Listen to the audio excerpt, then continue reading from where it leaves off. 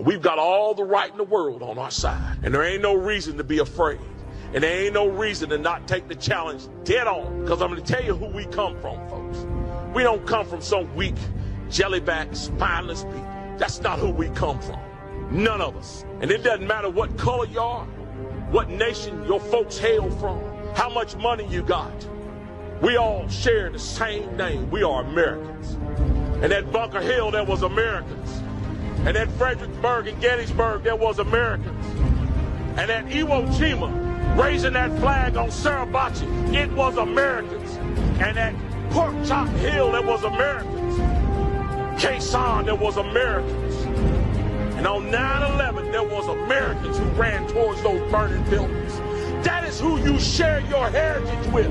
You do not share your heritage with a weak and ineffective people who cower at the sight of trouble. You share your heritage with a strong and brave people who are determined to hold on to their freedom and for the freedom of future generations. Guys, it's time for us to stand up and be that generation. It's time for us to stand strong and proud and remember who we are. That we are Americans. And as long as we stand as the vanguard of freedom in this nation, freedom will survive people. Not only survive, but will thrive. So guys, it's time to put on our packs. It's time to fix those bayonets. It's time to get ready. We got a fight on our hands. And our fight is not for us. For all those generations that's going to come behind us. Let's save America, folks. We hold these truths to be self-evident, that all men are created equal, that they are endowed by their Creator with certain unalienable rights, that among these are life, liberty, and the pursuit of happiness. Hey, folks, how's it going? Well, my voice is not back. It is going to kind of go in and out for a while. You're going to have to get used to my late night love radio voice for a bit, but it happens when this happens to me. Aphonia hits me, but we'll just play like I have a smoker's voice. Anyway, folks, welcome to the program. Do me a favor. Will you please raise a finger and share this program far and wide? We're going to do just kind of some shop talk today. Not gossiping. I just want to know where you stand. We're going to talk about Tucker. Yeah. Did he tuck and run away from the conservative movement? Is he a turncoat? Is it just talk? Is he a traitor? That's what we're going to talk about. So share this program and let's get people involved because I'm interested in your opinion. Been watching this, been watching people blow up over it, not comment or reserve their comments. And I just want to know. I've always liked Tucker. Of course, I stopped watching anything Fox November of 2020. So I haven't watched in a long time, but I know he's a smart fellow. But it's interesting. It's interesting because the world's kind of turning. By the way, a bit of housekeeping before we get started. Number one, I want to say thank you for everybody that supports our work with the full forensic audit in Arizona. God bless you for keeping it going. Lord knows the system has fought very hard to keep that evidence from coming to light. Well, you're probably kind of tuned into this Arizona thing yesterday. Former Arizona AG Mark Brnovich passed away. Died. Not a lot of details. Some are saying heart attack. It's kind of a suspicious thing for a guy that promoted himself as being so healthy. But the one AG who was really not paying attention to everything in Arizona has mysteriously died. Let me give you a little bit of his tenure when he stopped being the Arizona AG. He was only less than maybe 6 or something years away from his full government pension, meaning he needed to stay in elections and then he'd be paid for, the rest of his life. He ran for senator. You guys made sure that didn't happen because, as an AG, he didn't lift a finger to do anything about the audit. In fact, he avoided it. So you made sure that he didn't come back into power. Deep staters tried very hard to get him to then be, under President Trump's administration, the ambassador to Serbia. Big push trying to keep him into politics. That did not work as well. A lot of things are in turmoil in Arizona. The deep state is still very alive in Arizona.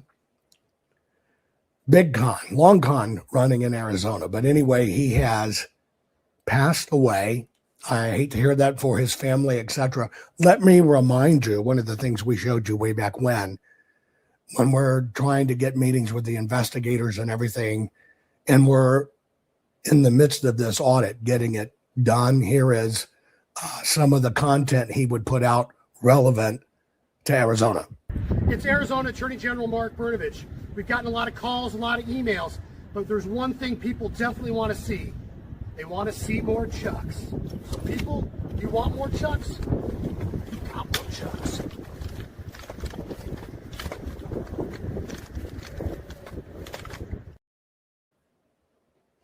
Anyway, I hate that for anybody's family, period. When it comes to somebody's death, everybody should be respectful.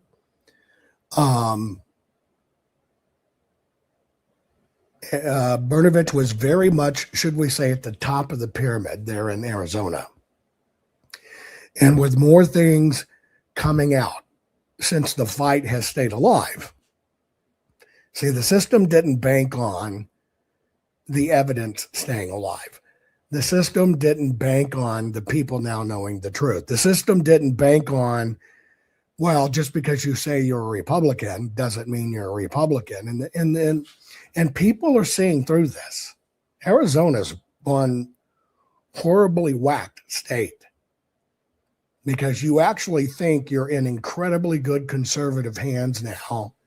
But when you go back and look, all of those people were groomed to be in positions.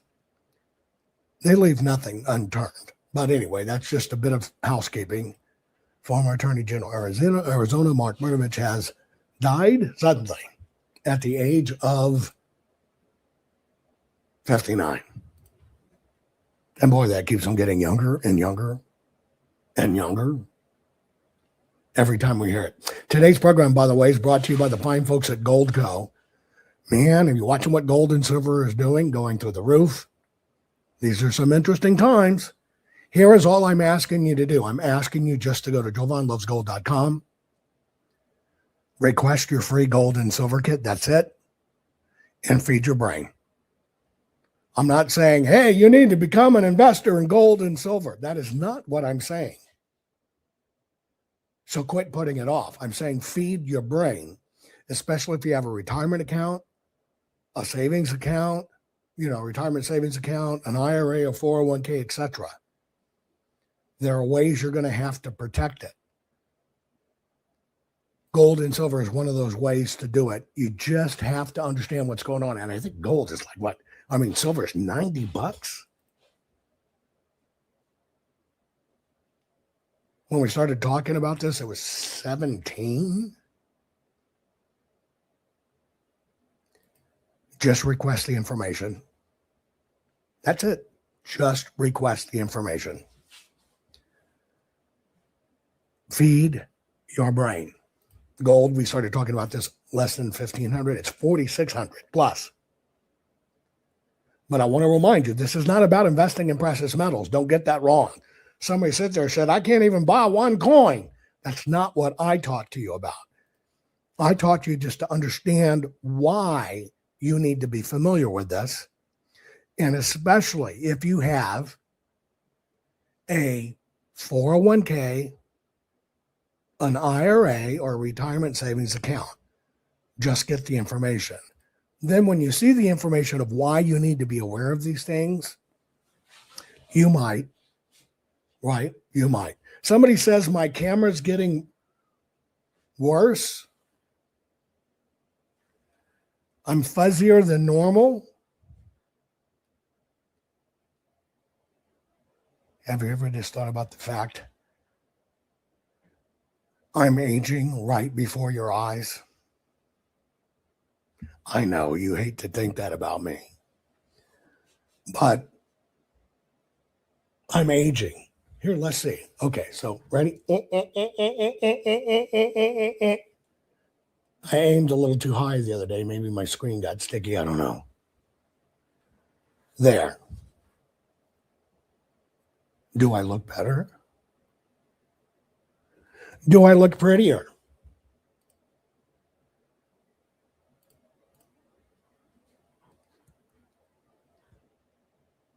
Come on, spooge drops are gone. Take a look. Tell me, do I look better? Here, let me. Okay, not really. Thank you for being serious. Thank you very much. I didn't think that would happen. I run both a young filter and a thin filter. Both. A young filter and a thin filter. Here, watch. Look at my lips.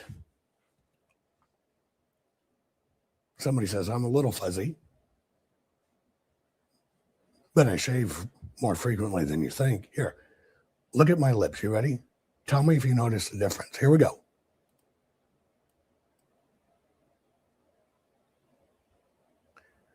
Did anything happen to my lips?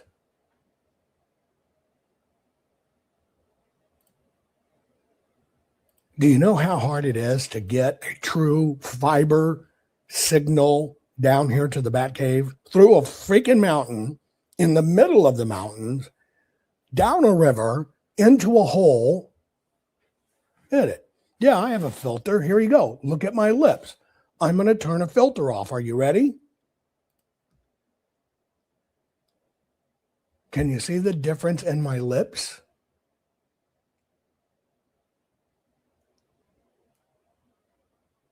Okay, now watch my lips again. Tell me if anything changes. Since you're saying I look fuzzy, did anything change?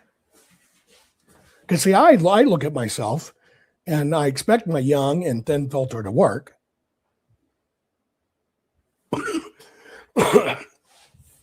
And I look at myself and I go, damn it, my young and thin filter is not working. Somebody saying it's almost black now. Okay, so guys, what's fuzzy? I'm sitting at my desk. My under desk camera's not working. What is fuzzy? Oh, wait, maybe I need to. That's it. I fucked up and I didn't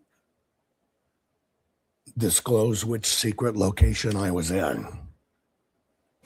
If you know the super secret code, since I'm Batman, do you know which mountain compound I am in based on the glass signal? Do we have a spammer? Oh my goodness. Thank you so very much for letting us know there was mRNA in our food. Not a fucking one of us knew that. Oh my God. Thank you. Okay, so now we've settled. I'm not fuzzy. Not cloaky. I mean, am I too sophisticated? Maybe I'll be a little bit more Jewish for this one. Would that work? My glasses are dirty. You like me more as a traditional Jew? I tend not to wear these the older I get. Let me tell you why. If I let my true hairs go curly like they are, and I wear my round spectacles, what I see when I look at myself is an old Jewish scholar. Am I being too hard on myself? When I look at this, I see my great-great-grandfather Israel, old Jewish scholar, a scholar.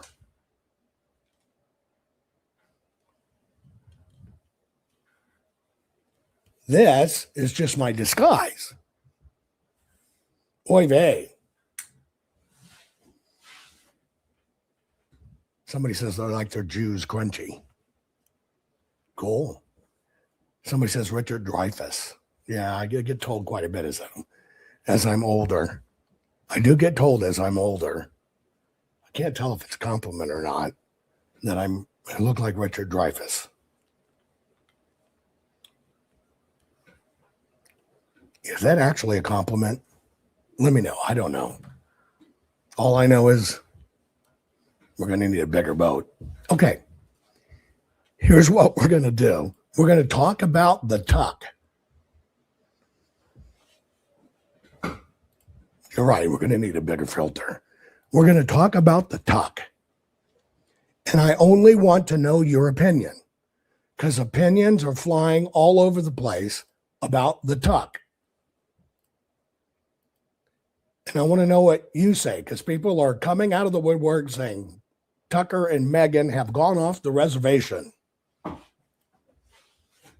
Do you think Tucker and Meghan have gone off the reservation and something is amok in conservative world? Share this program.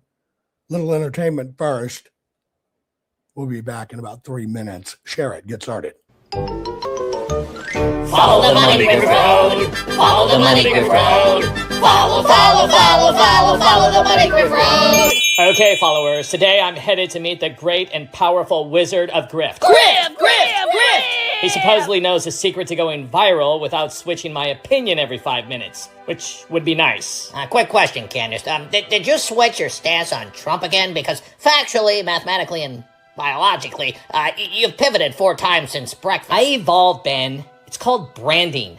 Duh. Well, my heart may be missing, Candace, but even I can feel whiplash. Statistically, of course. Have any of you wondered why we're on a money grift road? I mean, who laid these grifting bricks? Why this direction and why today?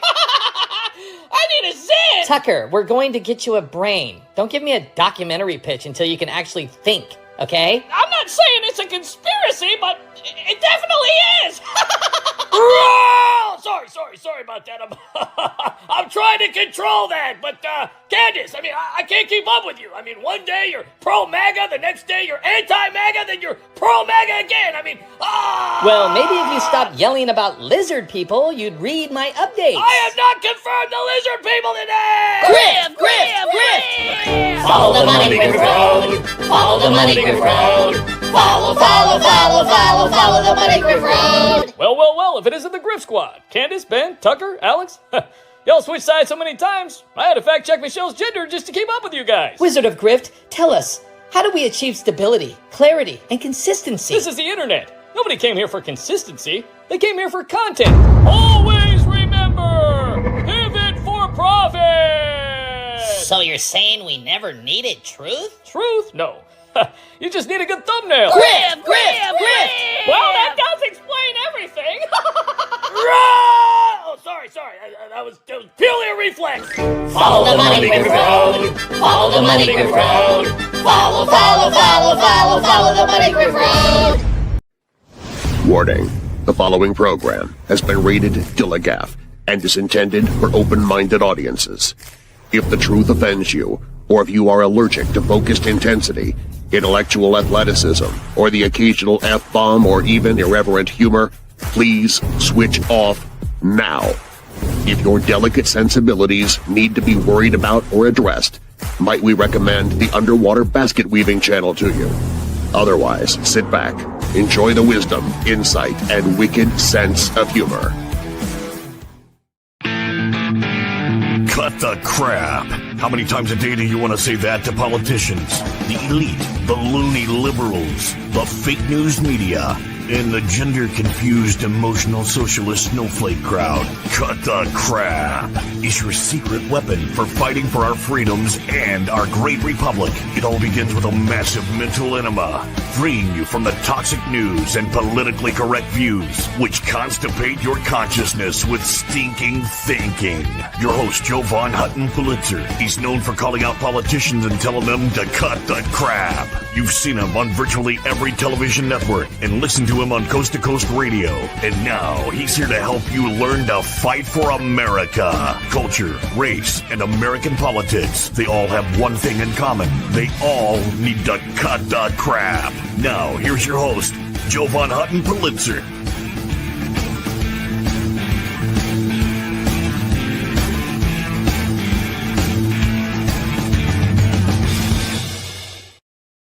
Okay, guys, welcome to The Crap, which includes my voice at the moment.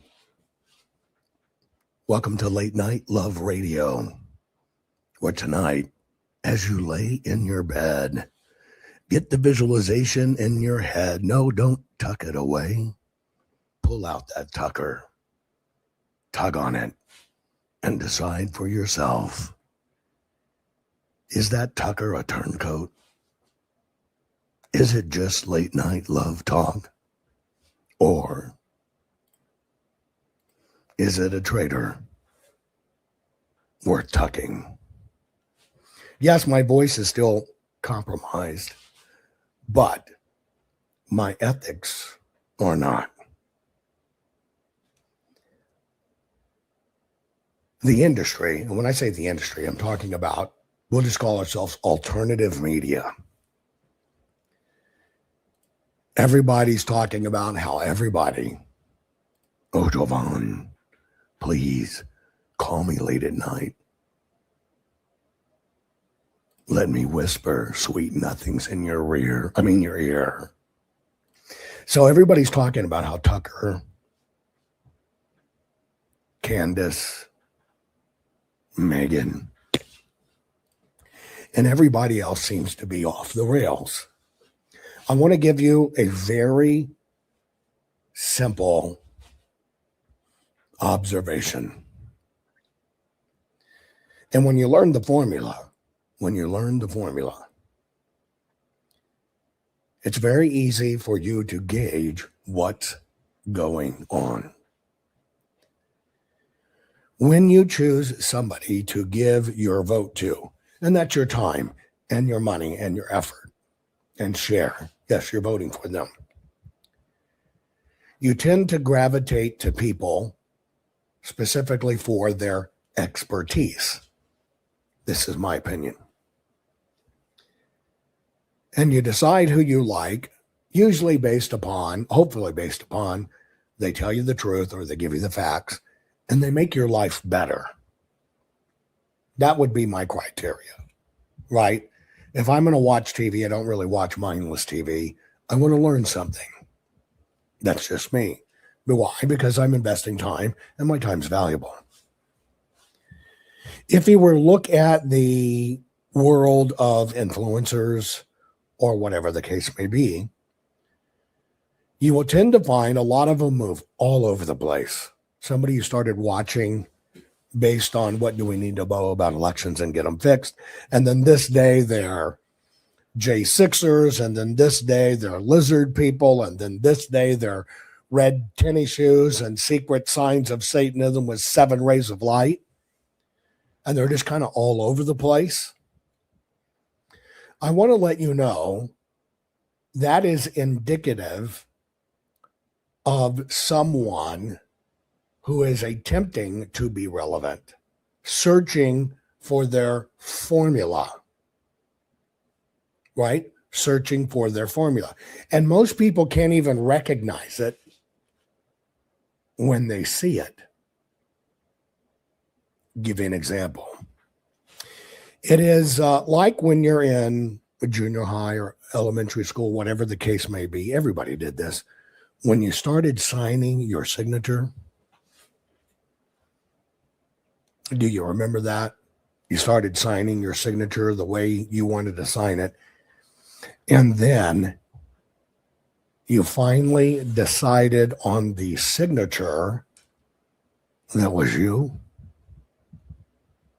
Yeah, see, most people don't realize your signature is not you. Your signature is a big subliminal message of who you want people to believe you are. by reflection of how cool does my signature look. That's your signature. So when you understand that phenomenon, I'll give you an example in this industry, quote unquote, the industry being conservative broadcasters, etc. You've watched people over time search for a brand. Instead of just being a leader themselves, and they are what they are, they search for a brand. They go on and people like them. And then all of a sudden somebody says, oh, you drive an old car. Why don't you drive a new car? And all of a sudden, well, that becomes their little stick of, well, I drive an old car because I'm frugal. Or they'll wear a maroon jacket, right? They'll wear a maroon jacket. I'm going to see if I can show you. I want to show you a picture of this, and I think you'll understand. Hang on one second. Because this is very relevant to the discussion we're going to have about Tucker, okay? Hold on.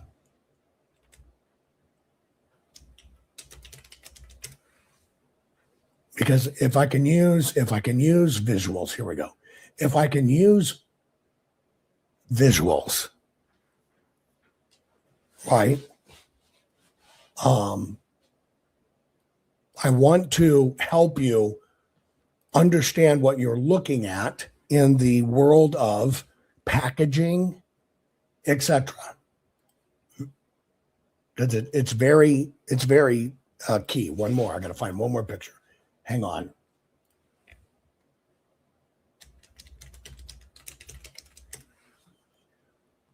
I got another example in here somewhere. Hold on. Oh, where is it? It's not that one. Is it this one? Yeah, here it is. Okay. This will work. So you'll understand. And I think sometimes people don't understand the nature of this when it comes to media. If you're basically considering you're a media person, how everything in that world, if that's the world you cater to, that's what you're putting forth. Like I just showed you Brnovich, right, who just passed away. But Brnovich, Arizona AZ, to portray toughness, put out videos him doing karate moves and playing with nunchucks, which you watch his eyes blink. He was afraid every time they passed by his head, which shows he didn't use them every day. But he was trying to portray an image. You follow what I'm saying? Trying to portray an image. Now, in the world of media and or advisors, you either are what you are, and you have knowledge and you have expertise and you give it, or you attempt to thrust upon your audience an image, right? You tend to thrust upon your audience an image, and many times it's very subliminal. And I'm going to give you an example. Okay. I'm going to use, everybody kind of knows Professor Clements in his purple jacket. If you were to watch Clements, and I use this quote unquote influencer, you've watched his hair get longer, curlier, and wider, which he capitalized on trying to portray himself as Moses.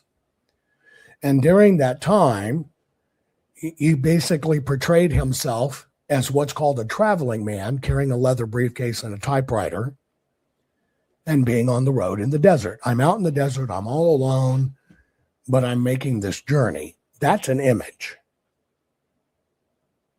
Okay? That's an image. Let my PCAPs go.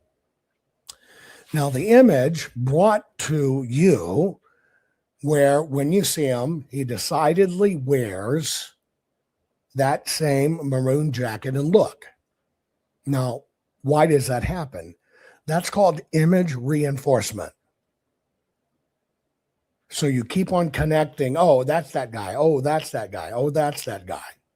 Although there's a little bit of disconnect when you basically think about who carries an IBM Selectric electric typewriter with no electricity in the desert. But I digress. That's just me being critical.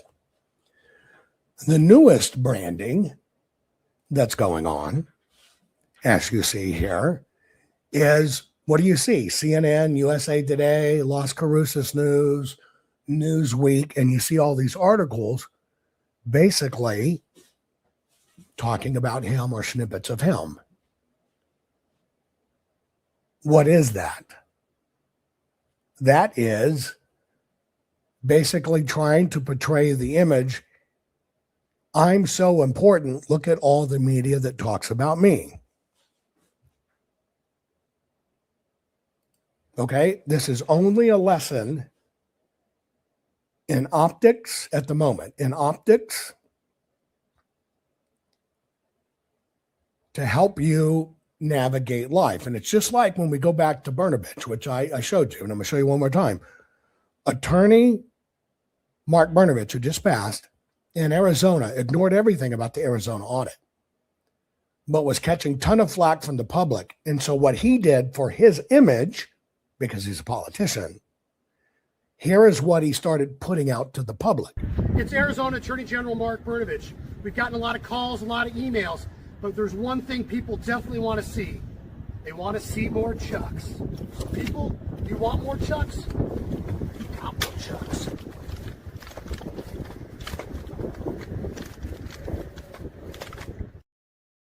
Okay. Now, even though that's probably some of the stupidest things you've ever seen, and if anybody knows the difference, you see his eyes blinking, he's afraid of them. But that is all about the creation of an image.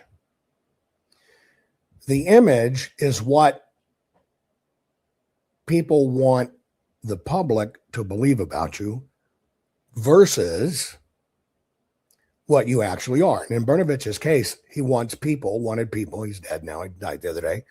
He wanted people to believe he's this badass kung fu warrior. And he kept on putting out these videos and kept on putting in these videos. Well, this industry is kind of really no different. Very few people actually will take the time to show you who they really are. Right now in society, I think one of the only people who will actually show you who they are is, in fact, President Trump, which is why people like President Trump. He is who he is, which is what I've told you about him. What you see on TV is what you get in person. That's it, in person. Now, we got this controversy raging right now regarding, we'll call them top level, shall we?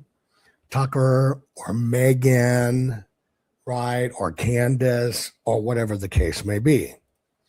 Now, what are we watching going on? And I want to focus first on, and only for the rest of the program, on Tucker. What is, and yes, this is theater, okay? I'm going to put it on the screen. If you're joining me on Twitch or Facebook or X, I'll put it up on the screen. Tell me, as it sets right now, before we play anything and we go through it, what is your impression of Tucker, and has that changed? So you'll put something like, I like Tucker, but damn, he's different. Or I used to like Tucker, now he's gone off the rails. Put on for me in chat, what do you think currently about Tucker? Right? What do you think about Tucker?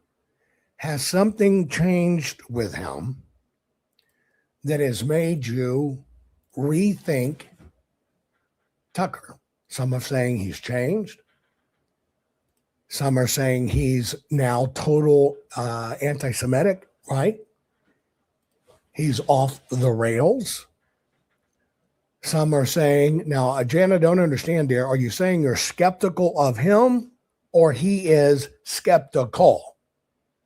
And I know many of you haven't listened lately, And to be honest, I have no dog in this race because I watch no one.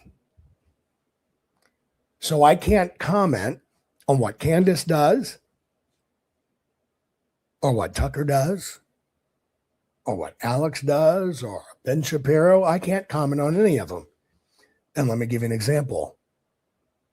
I also don't give a rat's ass. I don't care. Let me tell you why I don't care. For me, I don't look to other people to tell me what or how I should think. So when I have a choice of listening to somebody and let them talk about lizard people or me doing my own research, I'd rather do my own research. Which is why all I can do in this is let's talk about it. I want to know what you think. Only thing I can say about Tucker is I do think he's an incredibly smart fellow.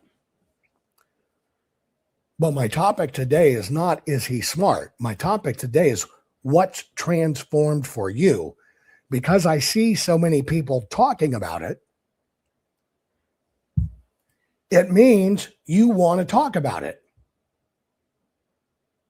Right? You want to talk about it. Now, let me tell you why I won't give you a take on Tucker. And I want to let you know, this is how I operate. I can easily embrace from my past experience with Tucker and his work. Tucker is a very smart fellow, but that's all I can say. I can't offer you an opinion past that. And by the way, my opinion shouldn't matter. Let me tell you why. See, first off, ethically and morally, I won't offer you an opinion.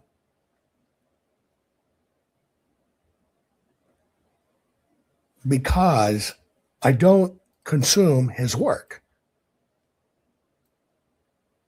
Right? I don't consume his work. And so if I gave an opinion of Tucker, I would just be pulling it out of my hoo-hoo hole. And it would actually mean nothing. And I don't want others in my world giving an opinion of me, and Lord knows too many do it. They give an opinion about me and they don't even know me. And because I detest that, I refuse to give one. And I'm telling you, if I can't show you firsthand the impact, the history, the facts, right? Then you should not trust my opinion.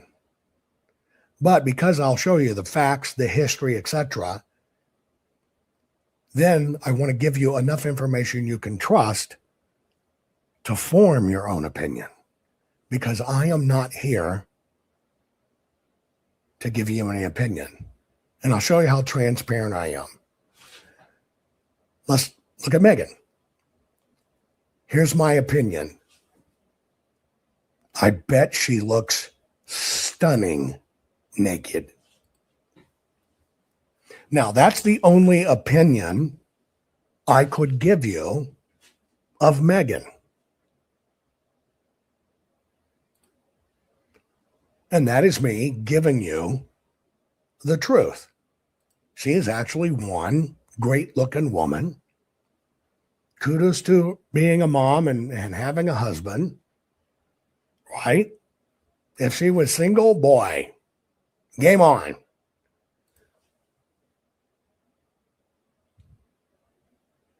There you go.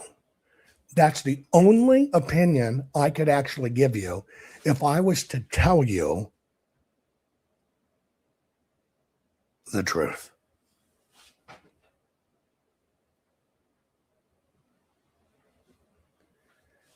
Now, in the influencer world, we don't get that. Because somebody has led the influencer world to believe your job is to give an opinion.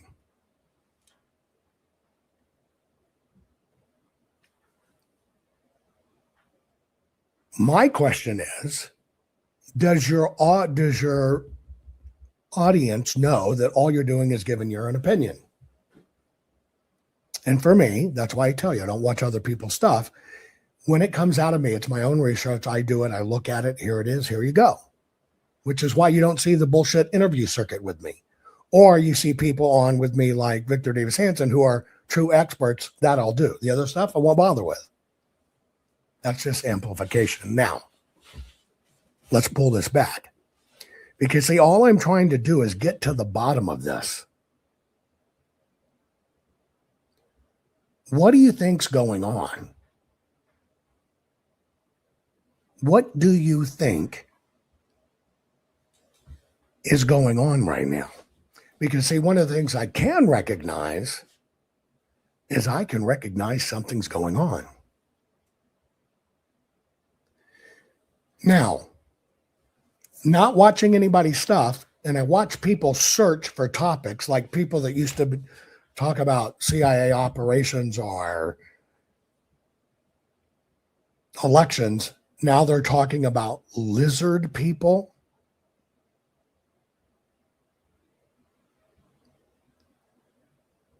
See, when somebody does that, what they're doing is they're searching for an audience. What they're trying to do is they're trying to search and stumble and find a topic that you would be interested in that will get enough people to look. Because the bottom line of their show is they've got to drive more engagement. That's the racket. Have to drive more engagement. The flip side of it is you're okay with who you are, you know who you are, and you present facts, history, or whatever to your audience that will help you teach them something, right? Got right? Teach them something. And therefore, what you're doing is you are putting forth content that is, in your book, something that your audience will like, will benefit from, and then it just is what it is, right? Then it just is what it is. Now, that's a different genre. There's not a lot of people out there that do that. There's not a lot of people out there that will just, here's my topic, here's what I think you should know about it, and here's what quite possibly you could learn from it. Now, with that kind of mental adjustment, I want to give you a filter that we're going to look at Tucker through today. Is Tucker searching for an audience? He's got 16 million followers on Twitter. Has money found Tucker again? You know, I think he was getting, was it $20 or $40 million a year in his former broadcast journalist life. So what are we seeing in Tucker? Are we seeing Tucker, who came out with a roar independently, covering really hard topics? Or are we seeing them search for an audience? Ready? Or, by the way, he is not a Swanson. His father married a Swanson. But, or are we seeing the money has finally caught up?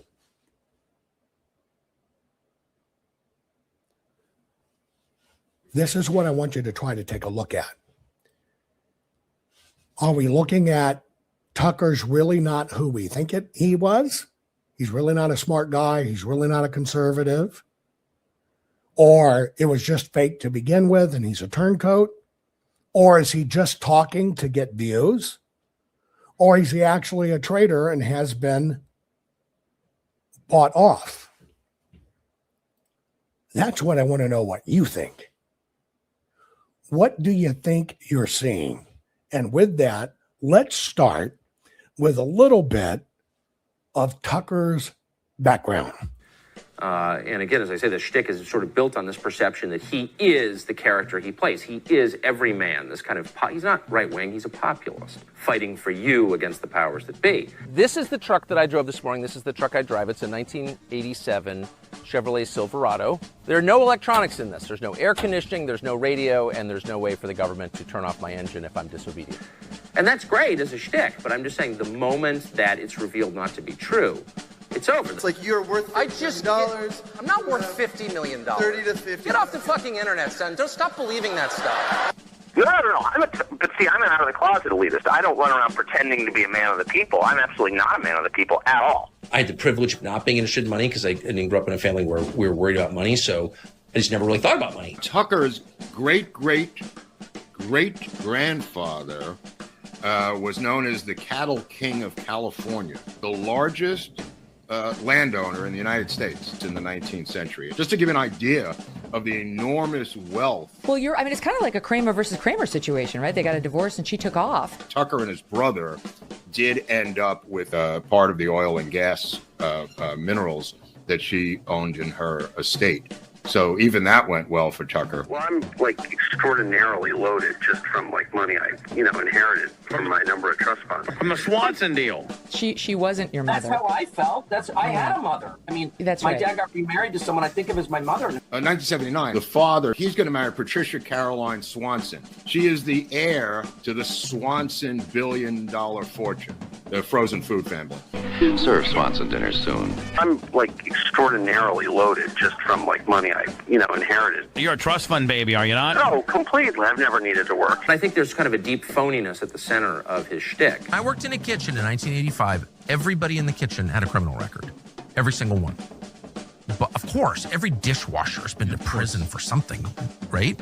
I do really prefer the feudal model, which is it's the model of all time. One thing you learn when you grow up in a castle and look out across the moat every day at the hungry peasants out in the village is you don't want to stoke envy among the proletariat. This Swanson heir essentially posing a question to this audience that they never really have to ponder. What sane person would choose to live, and let's do top end, $30 million, 16th floor apartment in a crowded city over a log cabin in a pine forest with the wood stove glowing as the snow falls? $50 million, right? Because the whole thing is predicated on the fact that he is who he says he is, and just nobody is that person, especially not someone who makes $1 million, or many millions a year. Actually, he's been able to get, a $20 million a year contract. So I have a book out coming Monday. And I'm not rich, but I paid my house off. He sold his Washington, D.C. home for $3.95 million in July of 2020 to purchase, a $2.9 million property in Boca Grande, a small community in Southwest Florida. We have 4 kids, and they all left. They all went to boarding school when they were young, so we've lived alone for a while. No, trust me, you will send your kids to boarding school. Oh, no, I will not. I promise you that. I love my kids, and I want to hang on to them and love them and give them a kiss at night and not have to talk to them via AT&T. Jesus, you rich people. You got real defensive there. I just read a number that's a lot of money. I don't know what happened to all the money. I don't really care. It's kind of fun. It's amazing. Okay. Put it in chat. Did you know any of those little historic tidbits? Right? Did you know any of the historic tidbits? And by the way, his 3.9 million house in DC, Wolf, you're right. If you were to look at his 3.9 million house, you think big. It's a freaking closet. It's a little bitty tiny house. You forget that it's in DC in a certain walking neighborhood. $3.9 million has nothing to do with it. Just means you're stupid to buy something that small for that. But let me ask you a question. Were there things in there that you didn't know regarding Tucker and his background? Okay, here comes the next question. Do you watch Tucker Carlson because he's a trust fund baby? Is that why you watched at any time Tucker Carlson? Because he came from wealth and his father married well, and they set aside trust for him. Is that why you watch, for any reason, past, present, or future, Tucker? See, I don't think so. Most people like Tucker because of his talking points, and he's a fairly methodical, logical, linear thinker, which I appreciate. Now, the reason I say that, right, is has Tucker, if you've watched him, ever told you he's a conservative or a Republican?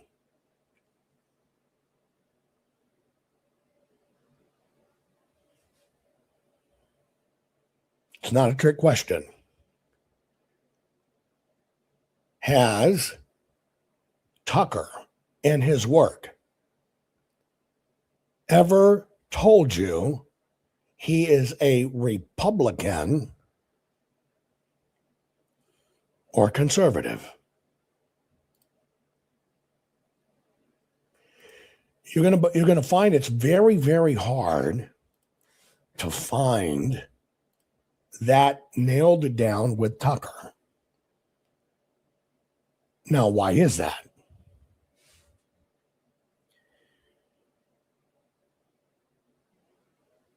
You find it hard to nail down and reconcile because, and again, I'm only giving you ways to analyze this.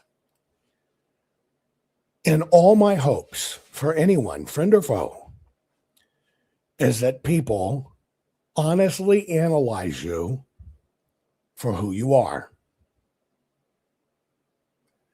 And it all just be based on facts. That's it. That it all must just be based on facts. That's what has to happen in the world. We have to stop judging people on packaging. We have to stop judging people on who gets promoted the most, right?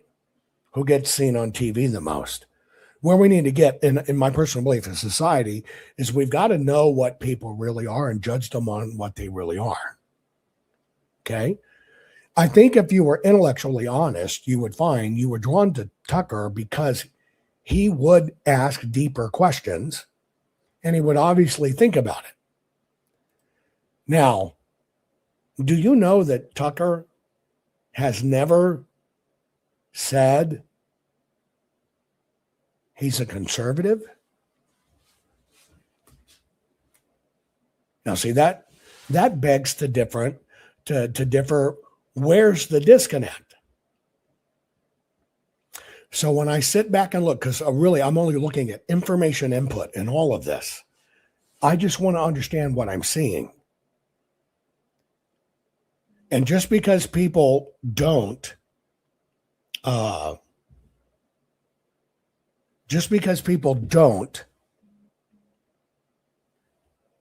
see things the same way you see things, doesn't mean they're bad. Now, let me tell you why. That is exactly what the left does to us. Do you get it? That's exactly what the left does to us. They can just see you in a red hat, think you're a MAGA and you're shit. Oh, you've got an American flag out front. You're a nationalist. You're a colonialist. You drive a truck. You're an idiot. I want you to think about this for a minute. Let me tell you why.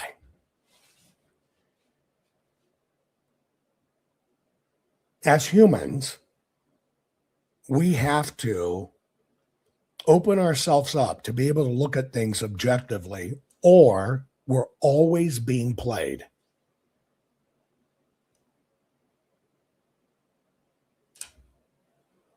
We're always being played. If we as conservatives, and I will admit to you, I am a conservative. No, I am not a Republican. I used to be before 2020. I now think Republican is as bad of a label as pedophile. It means it just means it actually doesn't even mean anything anymore. It's disgusting.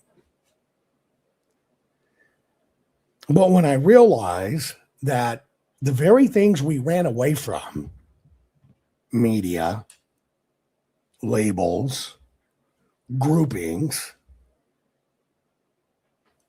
that a lot of it's come full circle and we're doing the same shit. And the reason I point this out is because I think we're all in the middle of a trap once again.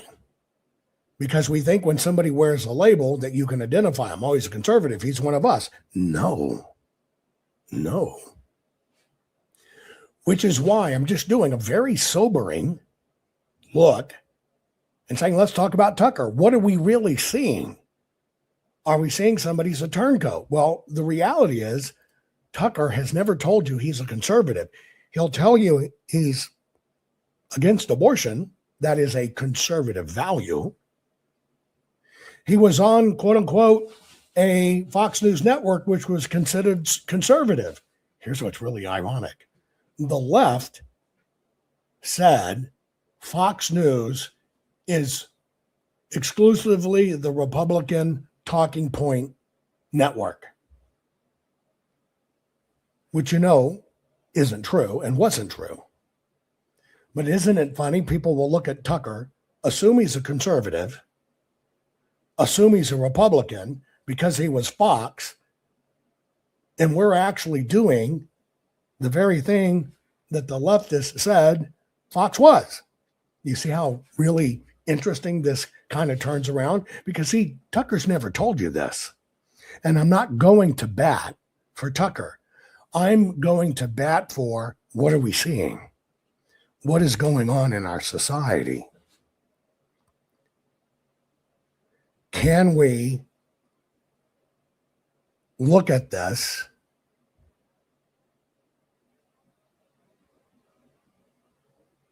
authentically? Because I'm telling you right now, the media, all media, right or left, is bullshit. There are so few people that give a rat's ass about being truthful and transparent, even if it doesn't financially benefit them. That's lacking in all industry. So many people want to buy into talking points and trends. And I want to let you know that's a money issue. And that's why it's just talk. All they're doing is following the money. Now, if you don't think money comes into play, let me give you an example. You know that President Trump totally wants to outlaw, ban mail-in ballots. Am I right?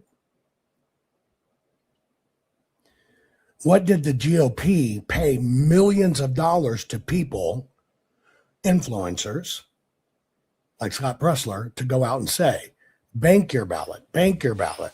You got to bank your ballot, which is mail-in ballots and early voting. But you associate it with a person you like, but you forget they're getting paid to say it.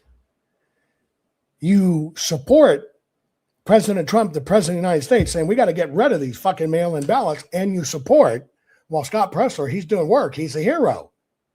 But he's saying something totally different he got paid to say. You see what the crossfire we're caught in? It's very alluring. But when you look at it from your standpoint, you can literally sit there and know mail-in ballots have to go away. Know that's the truth. But still give your loyalty to somebody else who gets paid millions to keep people away from it. And you will just say, well, I like them. When that person is 100% at odds of you, your values, and what's right for this country, you will still follow, but I like them. So you see how interesting this media lure is? And this is why the money comes in. This is it in a nutshell, folks. This is why there's so much money in it. Because, and I use that Scott Pressler example or GOP example. The GOP tells people to do opposite of what President Trump is trying to get done. But you still think you're a Republican.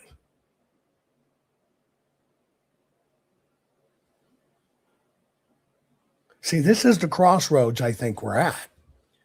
And what I want to do is I want to see, are we all judging this for exactly what it is? I'm going to replay this one little bit for you because I'm telling you, Tucker has always told you who he is. And again, as I say, the shtick is sort of built on this perception that he is the character he plays. He is every man, this kind of, he's not right-wing, he's a populist, fighting for you against the powers that be. This is the truck that I drove this morning. This is the truck I drive. It's a 1987 Chevrolet Silverado. There are no electronics in this. There's no air conditioning, there's no radio, and there's no way for the government to turn off my engine if I'm disobedient. And that's great as a shtick, but I'm just saying the moment that it's revealed not to be true, it's over. It's like you're worth $50. I'm not worth $50 million. 30 to 50. Get off the fucking internet, son. Don't stop believing that stuff. No.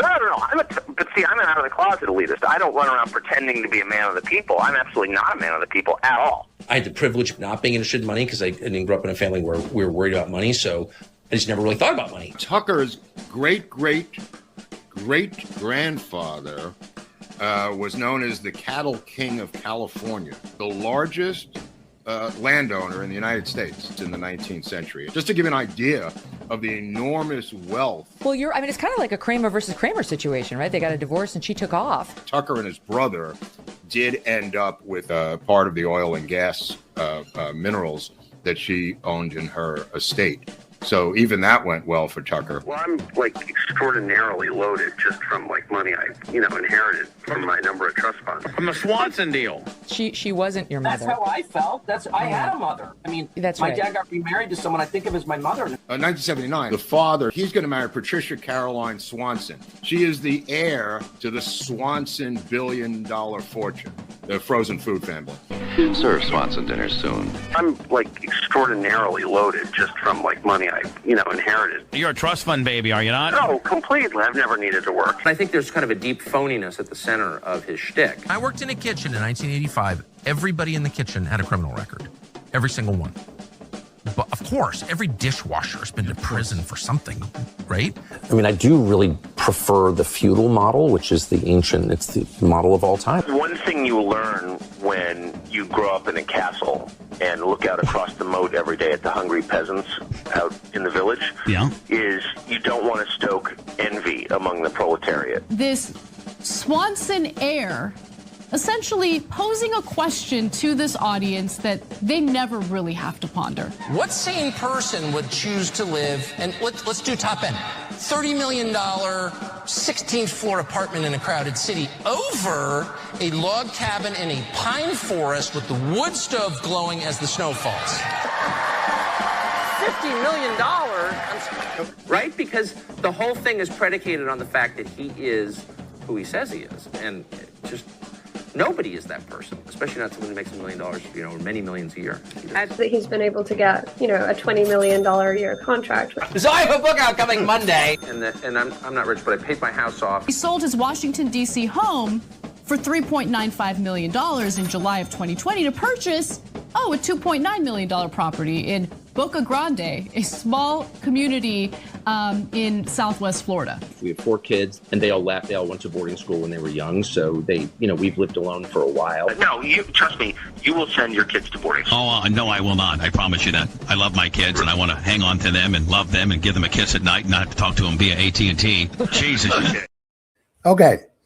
Now, the reason I post this to you, first, as we do this analysis of what's going on with Tucker, is Tucker's always told you who he was. Those videos prove it. Tucker has always been transparent as to who he was.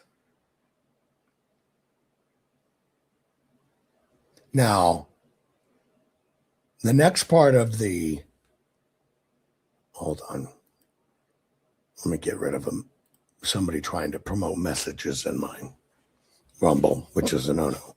Anyway,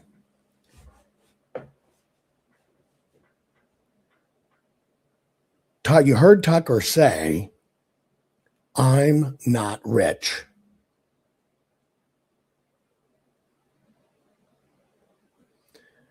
Now, what you're going is, what the hell you mean you're not rich? Your kids went to boarding school, right? Or whatever. Again, I've always told you words matter.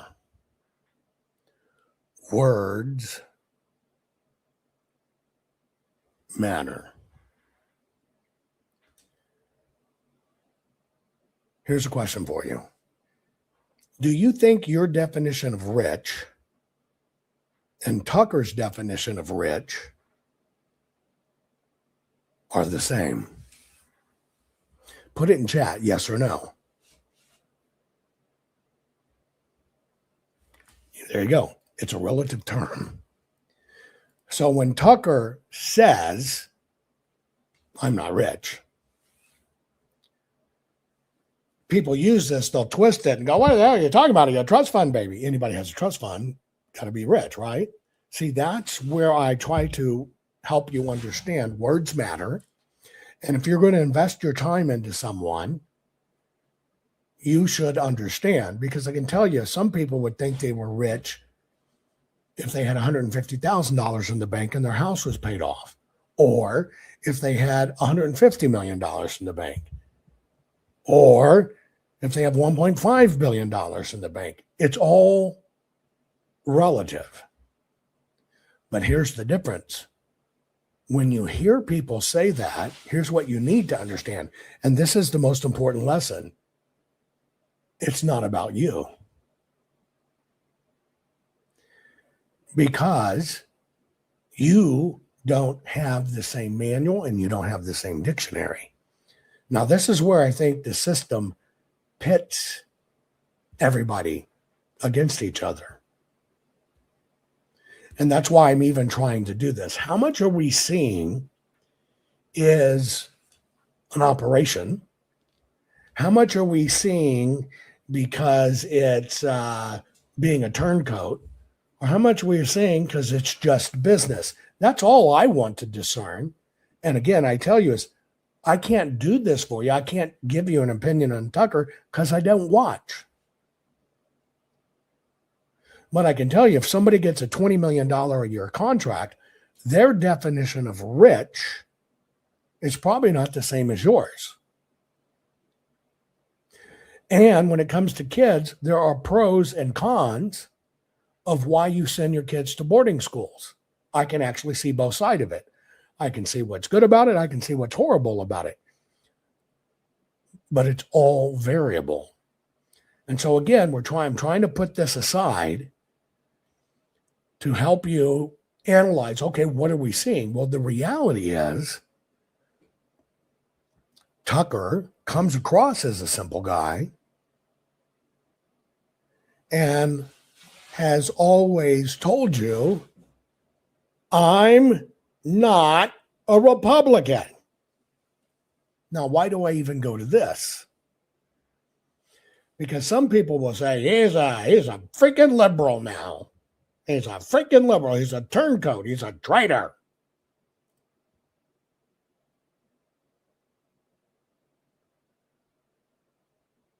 Now, I want you to think about that. People in this scenario, and this is why I'm only trying to declutter this, because it's really about clarity. That's it, clarity. What are we seeing? I think all of this is created on purpose to get people in chaos, and the system fucking loves chaos. And if we want to do something, right? If we want to do something good, we got to try to extract ourselves from the chaos, right? That's it. And so the first part is just, can you learn these discernment tools? Well, I do think if you were to put Tucker in the label of a Republican, and then you just lay over, well, he's just a conservative like me, it's actually you that's doing yourself the disservice. And it would be dangerous to go, oh, Tucker's a libtard now, and you become angry, because I want you to understand something. You did it to yourself. Because, see, the information's always been there, and that's the point I think people need to understand. We haven't learned deductive reasoning. We haven't learned how to listen, how to understand where are people coming from and what do they really stand for. And because we've lost those skills, the system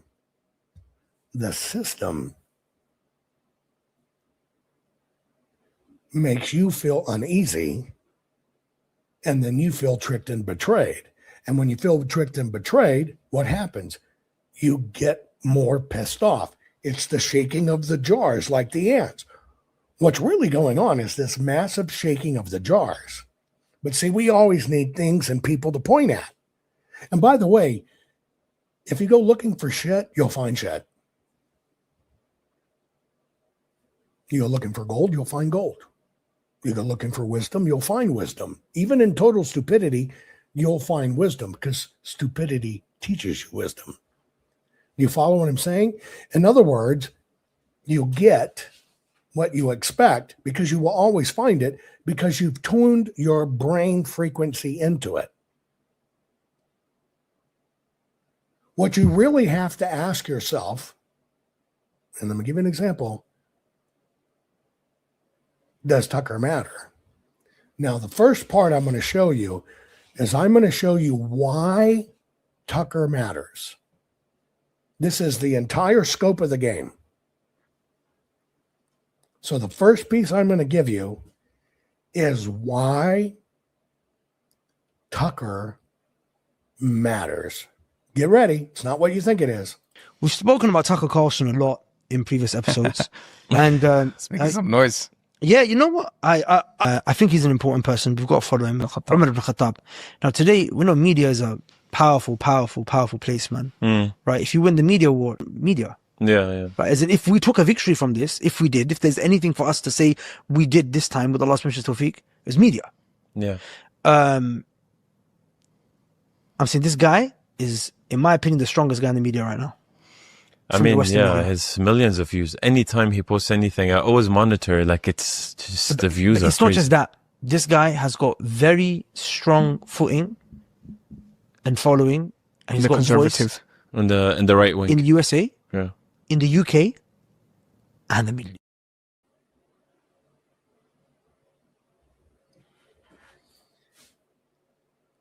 Now, I play this clip for you is because this is the eyes you really should be looking through. When you focus only on the person versus who the person is, what their reach is, and what their impact is. And so this is where we have to take a little bit of different view of Tucker. Because Tucker's never told you he was a Republican. He's never stood on that. He does have some conservative views. People don't understand their history when Tucker says what we really should have going on is the feudal system. That means lords, rulers, overlords, they own the land. You rent the land. Look up the feudal system. But again, people lay over, well, Tucker's one of us. No, Tucker's just a smart fellow. Now, that smartness comes a double-edged sword, because he can also be a dangerous fellow.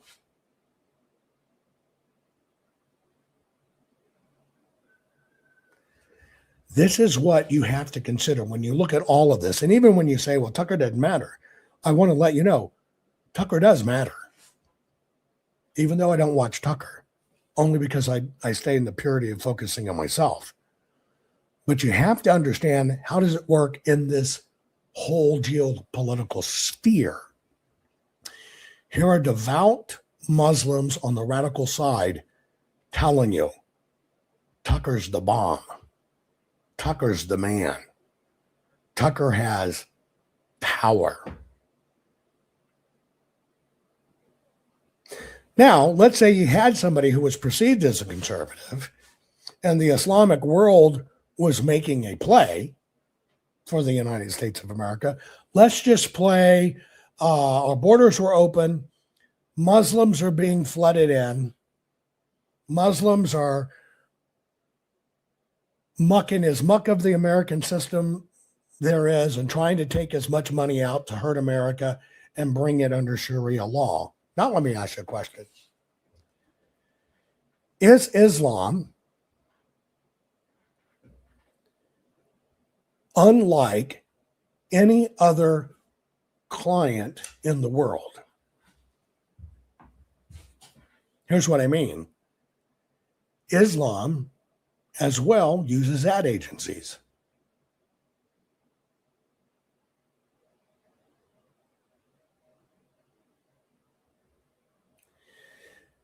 If Islam wants to come into your neighborhood, they don't come in saying, give me your house, I'll cut your fucking head off. It's not how it works. They come in, we need help. Our country's so bad. We need safety. Help us. We have nothing. We came here with nothing. And they work their way in. Then when they have enough density, then they can flip the script. So all I want you to be aware of is the value of Tucker's 16 million followers. Okay? So now we're going to do a pop quiz. Hang on.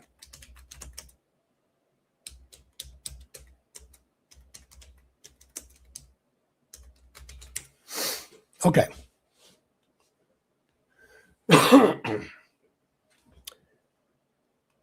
How many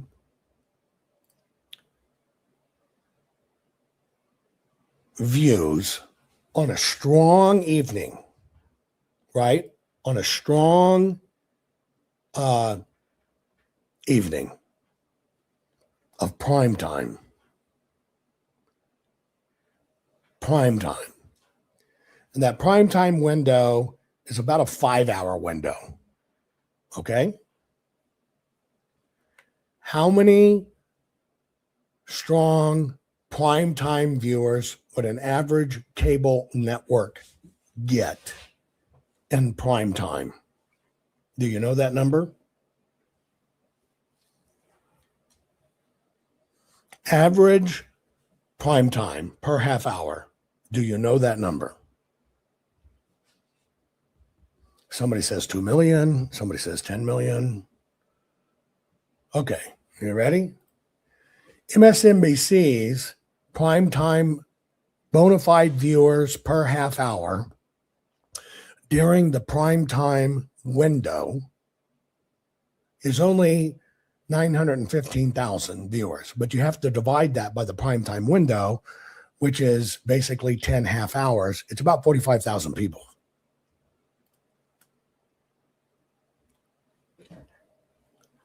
Now, that's a network. Tucker's one man, 16 million people. One man, 16 million followers. Now you have a way to gauge power. Next. Is all that money being poured into TV and stuff? No. They're moving away from TV because you can't measure it. But you can measure it on social media. So things are moving away from social media. Now, let me ask you a question. Just because Tucker walked away from Fox, does it mean the advertisers, the people that wanted him to say things or wanted a piece of his hide, walked away from him? No.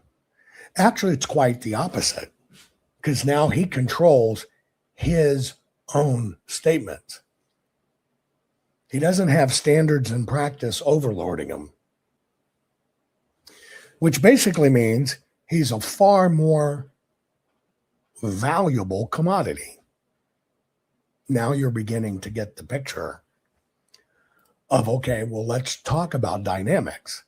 Let's talk about what up. So with that said, let's just look at a few things about Tucker. I showed you his background. Let's just look at a few things going around about Tucker, and we'll wrap this up. If you think that murdering tens of thousands of children, which the Israeli government has done, is consistent with Christianity, we're reading a different manuscript. I just don't. Okay, let me ask you a question. I'm just going to take that one there.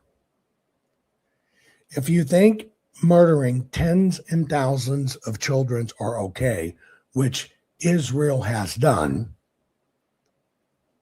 listen to the words. If you think that murdering tens of thousands of children, which the Israeli government has done, is consistent with Christianity, we're reading a different manuscript. I just don't see that at all. What gets me going is watching Christian preachers who are paid by the government of Israel take free vacations to Israel, where they stock up on talking points and propaganda and then inflict all of that propaganda on their congregations and then use the Bible to justify it. You're justifying violence against innocents. And all of a sudden, out of nowhere, all these Christian pastors, these evangelical pastors come in and are like, if you criticize that, you are not a Christian and you hate Jesus and hate Jews. You know, there's a debate over what the term the Great Deception refers to, but it could be that, because that's so crazy to me. So there's a piece from Tucker. Now let's fact check this. Again, I don't want Tucker. I'm seeing these pieces for the first time. And the discussion we're having is talking about Tucker, turncoat, just talk, or traitor. Now you probably noticed something there. He talked about Israel murdering tons of babies. Okay? Let me ask you a question. Did Israel murder hundreds of thousands of babies? Put it in chat.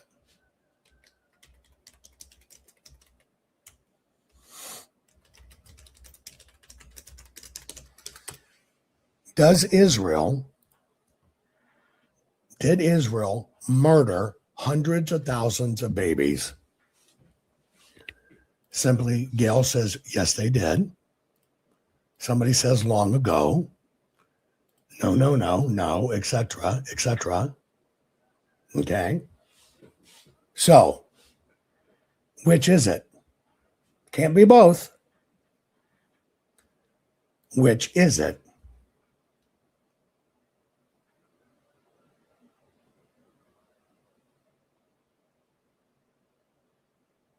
Can't be both. Now, if you leave that statement there, Israel killed hundreds of thousands of children, and that's just not Christian. What are the facts regarding that story if you don't know the facts? One, What do you think the facts are? What do you think the facts are?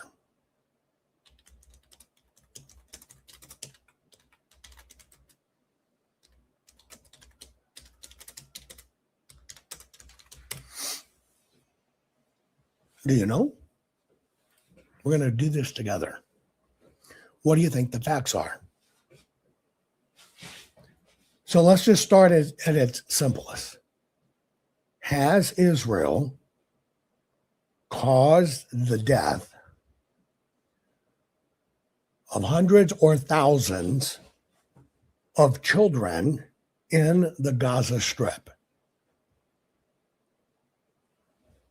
Have they?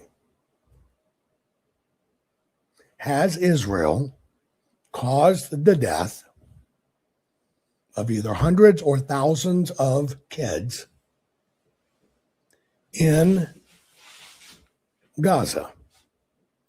Now, the actual literal answer is yes. Don't run away. Pay attention. Pay attention. You've got to understand. Now, here's the next question. See, here's what I said. Let's listen to what Tucker said again real quick. If you think that murdering tens of thousands of children, which the Israeli government has done, is consistent with Christianity, we're reading. Okay. So Tucker has a belief system that he wants you to believe. This is his programming. He decided. If you think that murdering tens of thousands of children, which the Israeli government has done, is consistent with. So he's telling you that the Israeli government has murdered tens of thousands of children. So and what I said is, do you think Israel has brought about the death of children in Palestine, whatever, Gaza, etc.? Okay. And I told you the answer is yes. But what word did Tucker use? See, Tucker used murder. Murder. Now, just so you have the numbers, between February of 2005 to the end of 2004, how many children were killed in Gaza and the West Bank? Right? In Gaza and the West Bank. Do you know? And this is a lesson in words matter, because Tucker said Israel murders children. I want you to understand it in context of even the Muslim world says he reaches everybody in the Muslim world. He reaches the UK. He's big. He's got 16. That's why I'm teaching this. We got to just peel back the onion. The children killed in bombing in the West Bank between the start of 2005 and the end of 2024 was 2,304 children. 2,304 children. Now, the first question I ask you is 2,304 children, tens of thousands of children murdered. If you think that murdering tens of thousands of children, which the Israeli government has done, is consistent with Christianity, we're reading a different manuscript. You basically heard he said Israel is murdering children. You heard it, right? You heard it. Now, the children get mentioned basically because of bombing, right? And here's the really interesting twist.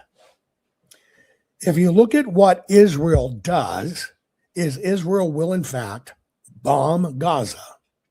If you look at what Hamas does, is Hamas will take its fighters, its weapons cache, and everything, and they will intentionally store it in classrooms with young kids, mosque, hospitals, clinics, etc.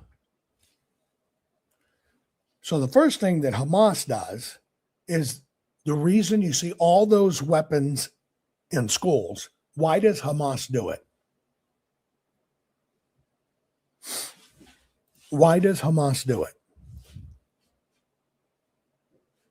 They do it because when they finally push it far enough in Israel, in order to stop the death, bombs the hospital, invariably children will perish in that because they use the children as a shield. Now, let me go back. Does this statement apply? If you think that murdering tens of thousands of children, which the Israeli government has done, is consistent with Christianity, we're reading a different manuscript. Okay, so Hamas, you heard the Muslims saying Tucker's the bomb. We've spoken about Tucker Carlson a lot in previous episodes, and it's making some noise. Yeah, you know what? I think he's an important person. We've got to follow him. Umar ibn Khattab. Now today, we know media is a powerful place, man. Right? If you win the media war, media. Yeah. Right? As in, if we took a victory from this, if there's anything for us to say we did this time with Allah's permission, Tawfiq, it's media. Yeah. I'm saying this guy is, in my opinion, the strongest guy in the media right now. I mean, yeah, his millions of views. Anytime he posts anything, I always monitor. Like, it's just the views are It's crazy. not just that. This guy has got very strong footing and following, and he's the got conservative voice in the right wing in the USA, yeah, in the UK, and the Middle East. Okay, so Hamas, Hezbollah, all these guys, they intentionally store their weapons, their soldiers, in tunnels under hospitals and schools. Now, why do they do that? To use children as a human shield. Now, why do they do that? Because if Israel, Yasser Arafat's the one that engineered this, if Israel retaliates and really wants to eliminate the problem so it saves lives, there are going to be some children that end up either getting killed or getting hurt. Why? Because Hamas and them store them under the children. They force citizens with more children to hide more weapons in their homes. And then in the home with the kids will be a Hamas member. Even when Israel's going door to door looking for arms, Hamas will make the family stay there. And if the family tries to run away from the weapons and warn Israel, they'll kill the family. So they sit there. Invariably, Israel comes to the door. They'll find out. Now there's this jihadist there. The jihadists, where the weapons are, will open fire and invariably kids may be killed or will get hurt. Who murdered them?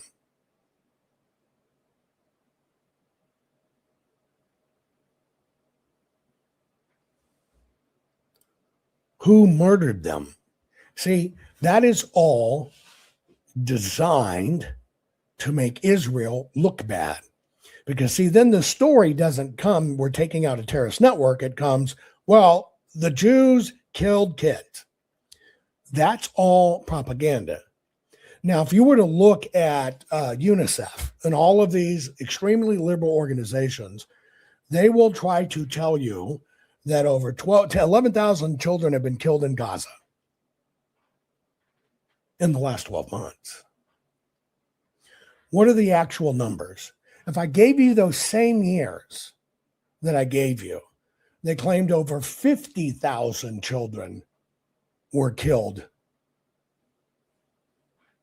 or injured. Well, see, I gave you the killed, 2,400. They give you the or injured. If everything's being blasted, there's going to be a lot of injuries. It doesn't mean you're catastrophically injured, but it does mean you're injured. Even after the ceasefire, when Israel had to go in and basically obliterate everything How many kids were killed?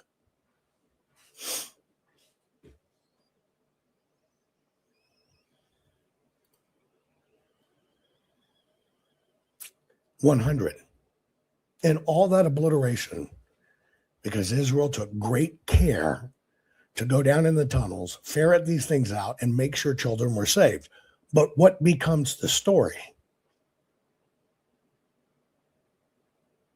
See, this is where you have to now look at what Tucker said.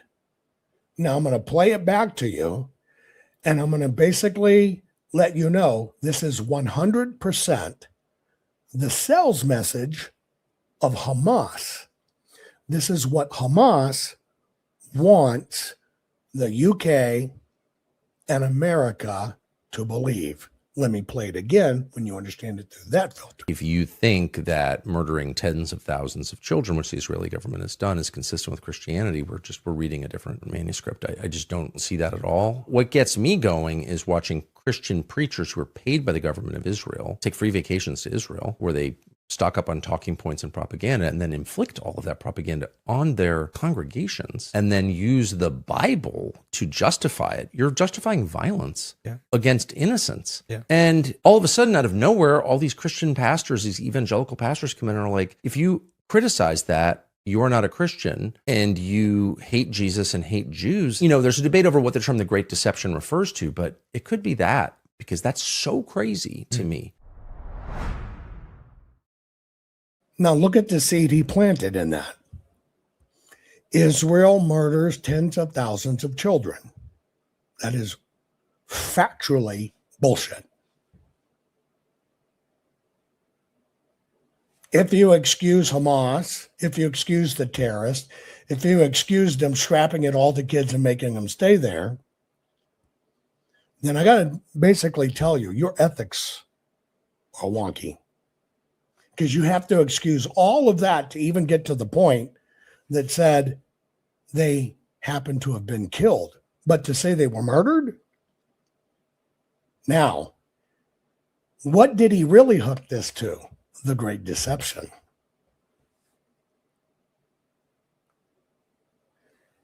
Now, his turn of the Great Deception, because the Great Deception's real, but he flipped it and made it about Israel and Christians.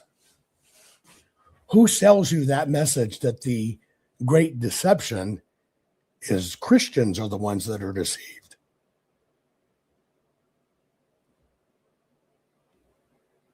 I want you to think about that. There's only one religion in the world that says you join or we will kill you. They call everything else the Great Deception. But when you read it this way and you hear it this way, coming from a voice like Tucker, I'm telling you right now, all of that's horseshit. To say that Israel brings over pastors to give them the messaging, they go back to America churches, horseshit. It's tourist money for churches trying to go back to the homeland and get their connection with God, Temple Mount, and our Judeo-Christian roots. Who wants to sever that? The Muslims. So what do they do here? Instead of talking about annual pilgrimages, which, by the way, the Catholic Church does as well, even far more than who are, hey, come over to Israel, far more go to Rome for Vatican. Do you follow what I'm saying? Tucker and that stuff is selling 100% a Muslim message. Now, the reason I played it that way is that came out from his network. Wasn't an interview. That was his network. Now, I think one of the people that spoke, right, probably the most sincere and was making the most different was probably Charlie Kirk. Can we agree? Right? Can we agree? Yes. I want to show you Tucker, now that Charlie's gone, actually undoing Charlie's work. I've heard a little bit about the Groypers. Do you know some of the names of the influencers who are taking advantage of the conservative youth movement? I want to read Yeah, sorry. Go ahead. materials. Yeah, so thank you. So first of all, I do know the names. I'm not going to repeat them because that only makes them and their little irrelevant circle bigger. Nick Fuentes, thank you for doing this. Yeah, thank you for having me. I wanted to meet you. He's got a really compelling message, which is like 90% true. We want 1,000 Dietrich Bonhoeffers. I like the Bonhoeffer example because of the circumstances, the tyranny. Yes. But I also like the Bonhoeffer because I never want to make anyone feel as if I'm being anything but honest. It's going to cost us something. God forbid our life like that, but eventually we're all going to have to go to heaven. And so Bonhoeffer is the example of, hey, I'm willing to sacrifice everything I have for God's purpose on earth. Because once you start calling people Nazis, we really have no choice but to start shooting them. To be Dietrich Bonhoeffer and sort of reach the end of reason or even Christianity. Bonhoeffer decided Christianity's not even, he was a Lutheran pastor. Christianity's not enough. We have to kill the guy.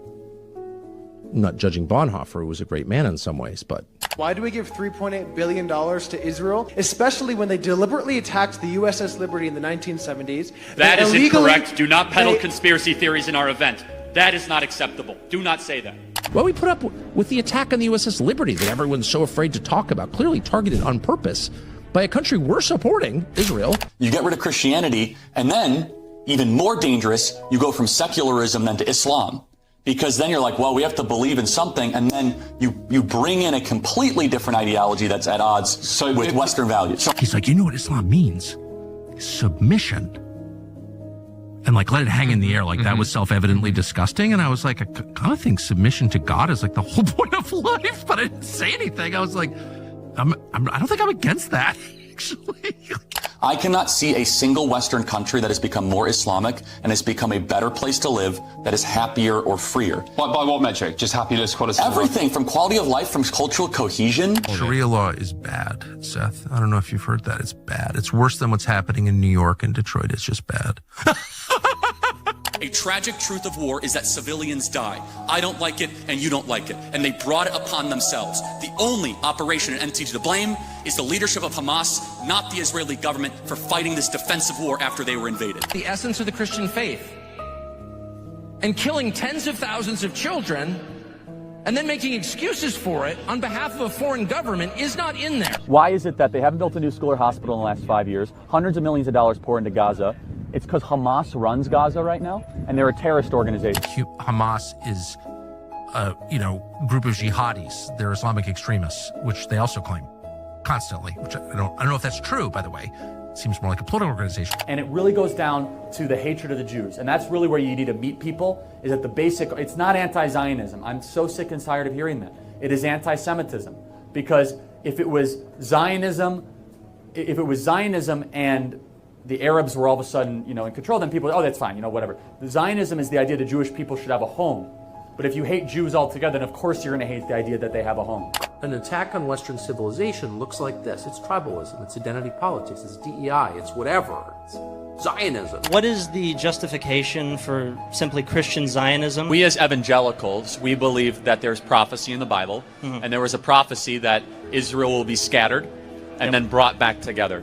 And so we look at this Israel right now, modern day Israel, as a fulfillment of that prophecy. And then the Christian Zionists who are, Christian Zionists. Like, what is that? Right. And I could just say for myself, I dislike them more than anybody. Because like, what? Because it's Christian heresy, and I'm offended by that as a Christian.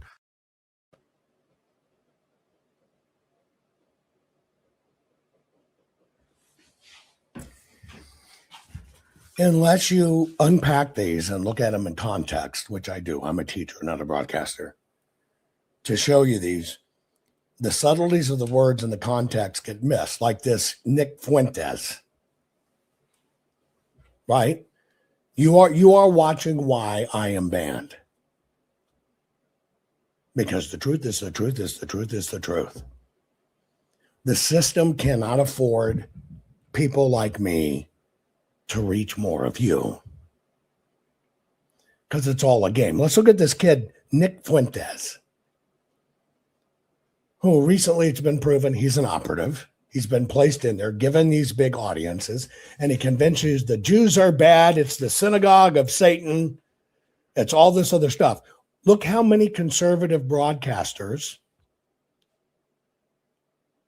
you've heard that repetition of the synagogue of Satan. People you follow that told you, we heard they said they were going to fix the election, they're going to take care of Trump. They've all gone down this path. They're all trying them out because they're searching for audiences, and they've told you about the synagogue of Satan. Right?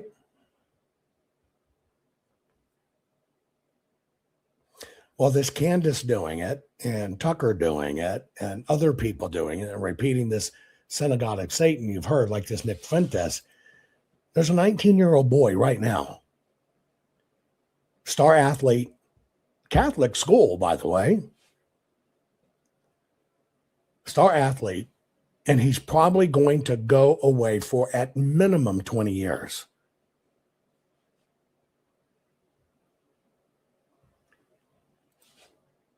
And he basically said he got this idea from watching these very people I'm showing you, and he came to believe it was the synagogue of Satan. And he went down and burned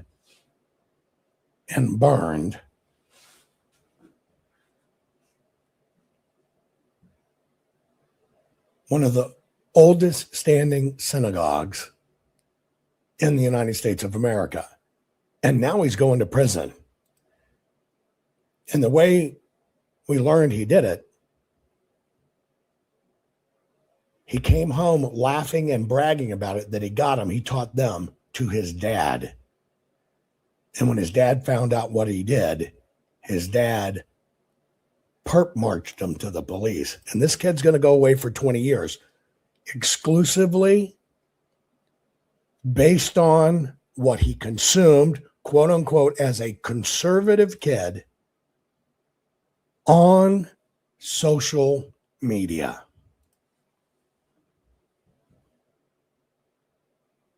Now, I've always told you, they go for the weakest. That's why they'll tell you, and they never get in trouble for it. Look how many people do. Get your guns. We're going to hang them. We got to get a militia and break Tina Peters out. It's all a con. Because they know a certain amount of people will be stupid enough to do it. And now what does the media have? White nationalists, racist, colonialists burn down a synagogue. See, we told you those white folks were bad. It's all a con. And people are getting paid to spread this shit. Check's big enough. They don't give a frick. And that's why I said all of these areas have moved into the financial zone. People don't think about this. How does somebody be a former FBI person all of a sudden pop up on YouTube with millions of followers out of nowhere, broadcasting out of a $2 million custom studio they've built on their land? Did they just decide to get into the business one day?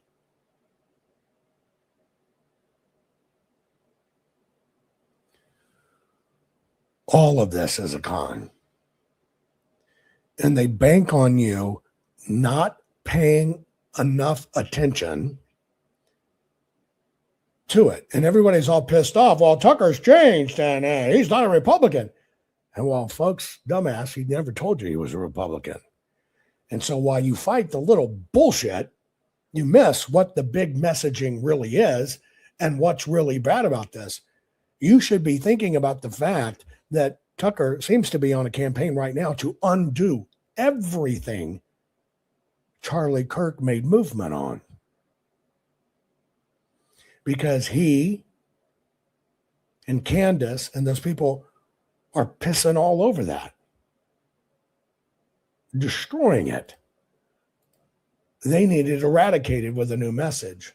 This goes deep. Here's another person's view of this going on. Turning Point asked its attendees at AmFest whether their top concern for the country was what their top concern for the country is, and the top answer was radical Islam. So Tucker was asked about this in this interview, and he said that this idea, being fearful of radical Islam and this big top concern about it. He says it comes from the Israeli government. I don't know anyone in the United States in the last 24 years who has been killed by radical Islam. I know people who have died because of drug ODs, and then he goes on to list some other things like DEI that are affecting the country.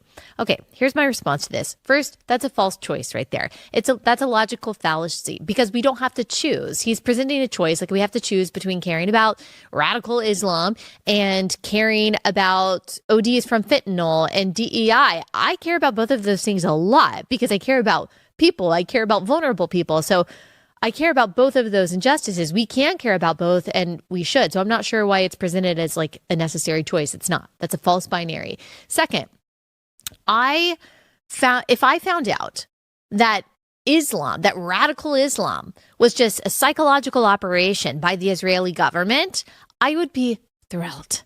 Like if you told me that Nigerian Christians and Ugandan Christians aren't really being kidnapped and murdered by Islamic terrorists, that Germany is actually able to celebrate Christmas publicly in safety, that France doesn't actually have to put up blockades for public events because of Muslims ramming vans into crowds, that the Middle East is actually a safe place to travel as a Christian woman, and that England hasn't been infested with Islamic child rape gangs, that 2 U.S. service members weren't just murdered in D.C. in November by a man screaming Allahu Akbar, that TSA isn't really necessary because Al-Qaeda crashed planes into the Pentagon and the Twin Towers, that none of that is real, and that I can just rest easy knowing that it's all just an Israeli op. Wow, that would be great news. But it's not true. No, the real psychological operation, the real psyop, is always don't believe your eyes and ears. Don't notice. Focus on this secret thing over here that only I can really see and show you. It's like when the government a couple of years ago tried to tell us that the number one source of terrorism is from right-wing white supremacists, and we're all like, what? Wouldn't I have heard about this? Like, wouldn't Rachel Maddow and Joy Reid be telling me these stories if this was something that was really happening? But the government was like, don't believe your eyes and ears. Don't believe what you see. It's really the secret group over here that we have secret intelligence about. It's like some kind of form of sophisticated Gnosticism. Tucker, like I said, like I think that he has been so right and first and right on so many things over the years, and I've really respected that. I just believe he's so wrong on this. See, and this is where we are. Now, I watched the chat, right? I watched the chat. That was from the Blaze. And I watched the chat rolling by, and a lot of people will go, well, isn't Israel different than Jews and Jews different than Israel and whatever the case may be? Let me ask you a question. What is the global estimate of the global gross domestic product? In other words, annually, how much domestic sales product or whatever the case may be is generated on a global basis? Do you know that number? Put it in chat. What's the dollars? What's the dollars? Okay. What's the dollars? Well, I'll give it to you. Okay. The global GDP is $123.5 trillion annually. 123.58 trillion dollars. Okay? Now, what is the GDP of the entire country and state, same, of Israel? What is Israel's GDP? If the world's is 123.58 trillion with a T, what is the global domestic product of Israel?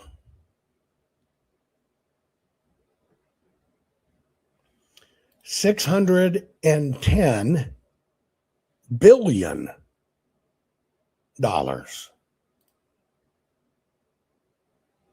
with a B. $610 billion. So we're going to do some simple math, shall we? See if my calculator can do this. How many zeros in trillion? 1, 2, 3, right? Yeah, excuse me, Israel's 540 billion. Okay, so 10% of 123 trillion would be 12.3 trillion. 1%, right, would be 1.2 trillion. 1% would be 1.2 trillion. Israel's a third of that. So a third of one singular percent. A third of one singular percent of the entire freaking world. Right?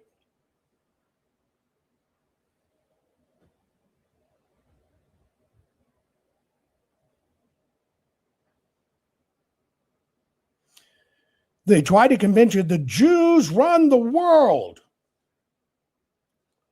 But because nobody ever does the math, they're trying to tell you that 1/3 of one singular percent of the total output for the whole freaking globe controls the other 99.23% of everything. You'd be right, yeah, 99.23%. Now, I want you to think about that for a minute. The goal is to convince you that this little bitty speck on the map that generates 1/3 of one singular point of everything are actually the ones that control 99.66% of everything that goes on. Now, let me ask you a question. Does that sound conceivable to you?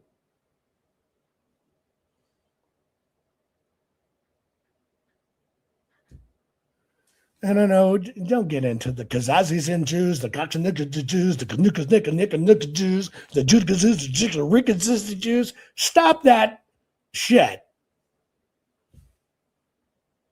It's a way to keep you away from the facts when you change the subject. It's exactly the way to keep you away from the facts. It's a bullshit rabbit trail. Doing in my chat, which, by the way, stop. So let's kind of look at this differently. Basically, I want to tell you, here's what I'm going to do, and this is going to be my new fucking mantra. Did you know that all of Newark, New Jersey metropolitan area, did you know that all of the New York, New Jersey metropolitan area is totally controlled by St. George, Utah? They're going to fucking make everybody Mormons. They decide what's on TV. They decide what you eat. They decide those little funky undergarments you got to wear. It's all over because St. George, Utah controls everything. Everything in New York, New Jersey. Everything. They control everything and decide what happens.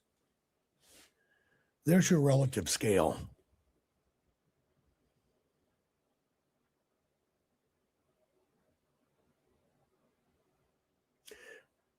So if, by the way, I totally welcome St. George, Utah taking over fucking New York metro area and straightening it out. But anyway, if the numbers don't match, if you can't bite off on the plain reality, they're trying to convince you 1/3 of 1% I mean, it's 100 grains of rice. You take the last grain of rice, you cut that sucker into 3 pieces, and you put that one little speck over here and says it controls everything else. If you can't bite off on that, which is just idiocy, stupid, then what's the real goal? I'm going to tell you what the real goal is, because you're missing it. You have to understand, when Muhammad came down, quote unquote, and said, I had this in my head, couldn't read, couldn't write. When he came down, we'll call it from the mountains, it wasn't that God gave me this message. That's not what Muhammad came down with. Muhammad came down from a mountain saying, an angel gave me this text, made me remember it. I knew nothing of it, but an angel came to me, a demon, by the way. He thought it was a jinn, which was a demon, a jinn, demon, put this in my head. He came back down. He shared it with, I'll probably get this wrong, the mullah, and they wrote it all down. Right? It's not actually Gabriel. That's a mistransliteration. But anyway. But a demon, he was so terrified. It was so evil, so horrible. He was terrified of it. But it stuck this blueprint in his head. Went down, decided it was translated, got it translated, and said, this is it. And said, on pain of death, you accept this or you die. And one of the first things that happened is he went over to rabbis and said, Christ is no more, Jesus is no more, and by the way, God is no more. 700 years later, here it is. I'm paraphrasing. Here it is. This is the new gospel. This is the way it's going to be. And this is how you must worship. And if you do not worship, we are to kill you.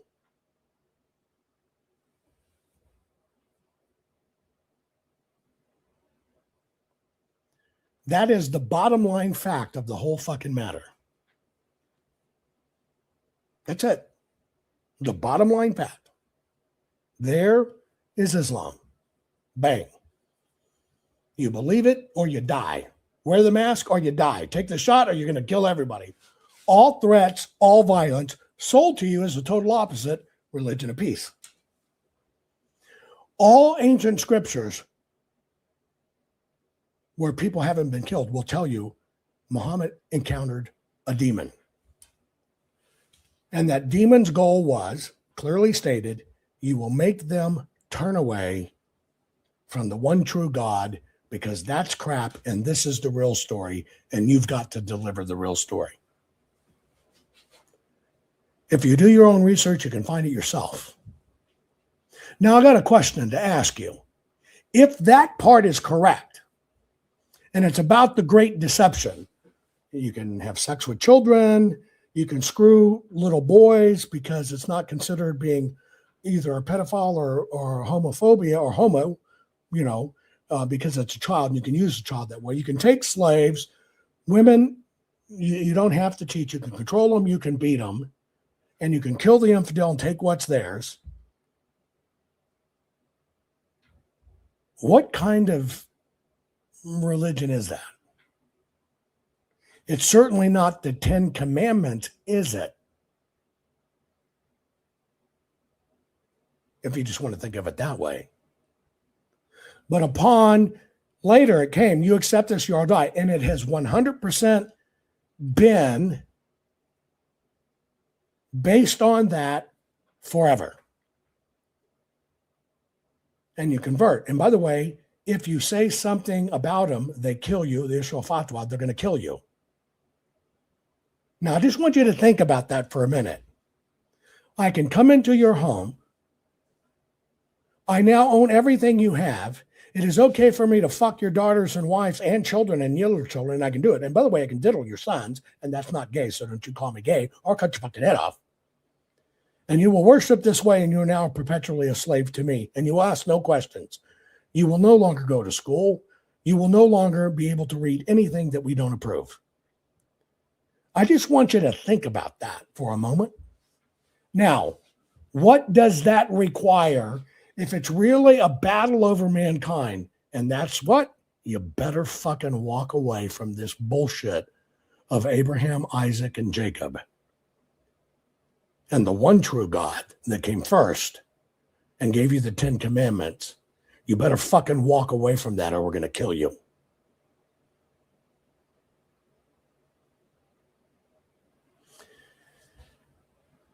What you are watching is the modern iteration of an ancient weapon being deployed in these times when people's minds are weak. And it's gaining so much momentum, they are importing them to your neighborhoods, outlawing you talking to Jesus or praying in front of abortion clinics while they build mosques and write their laws for you. You work, but they're going to use your money to survive and have more kids, which you can't. Let me ask you a question. How is that not an apocalyptic fucking movie playing out in front of you? But see, when you divide it with all these labels, well, gay and this and trans and this and that and red shoes and red shoes and 7 rays of light, you fucking miss the war that's going on right under your nose. And it's only when you can step back and try to understand it's all about money, and they'll get there one way or another, then you finally see it. And in this total con, they will take good, innocent people and make them do stupid ass things. That's the war. It is a war for our soul. It is a war of angel and demons. All of this stuff. This is the single largest war that has ever happened in mankind's history. And you know why it's so violent and bad? Because God promised he wouldn't fucking obliterate us with a flood again. And so now here we are. We got to fucking duke it out. But inherently, we're too damn lazy. Inherently, we can't even see for what is happening. How do you stop it? You stop it by feeding your brain first and understanding what are you really seeing. This is why I phase it. Let's just use Tucker. I only use it as a talking point. Is he a turncoat? Is it just talk? Is it traitor? I'm telling you, it's fucking money. Okay, that's what he's used to. That's what he comes from. Big fucking money. So what is he going to chase? Big fucking money. But what's it really about? Conquering us.